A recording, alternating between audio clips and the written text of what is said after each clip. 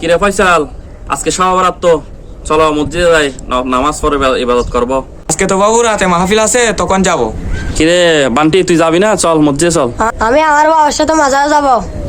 ও আচ্ছা, শোনো, তোমরা যে কথাগুলো বলছো ঠিক আছে, আমি বুঝলাম, মাহফিলে যাবে, কেউ মাজারে যাবে, কিন্তু আজকের রাতটা হচ্ছে হাদিসে এবং বিভিন্ন তাফসিরে আসছে, আজকে এই যে শাবানের মধ্যরাতে, মধ্য রজনীতে নাকি আল্লাহর রহমতের দৃষ্টি প্রসারিত করে, অর্থাৎ বান্দাদের জন্য ইস্তেগফার, তওবা, নফল ইবাদতের জন্য সৌন্দর্য একটা সময়।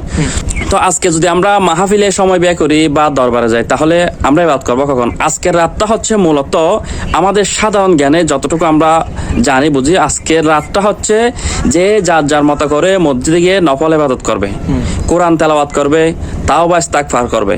তো আমরা যদি মাহফিল করে মাজারে যাই, তাও তো সচরাচর অন্য দিনের মতো হয়ে গেল, কিন্তু এটা তো সেরকম না। আজকে অন্যদিন যে মাহফিল গুলো শুনছো, যে আমলগুলো করছো, সেগুলো আজকে আল্লাহর কাছে ইবাদত করবে, সেভাবে দোয়া চাবে, এভাবে। ঠিক আছে তো? চলো তাহলে আমরা সবাই মসজিদে যাই।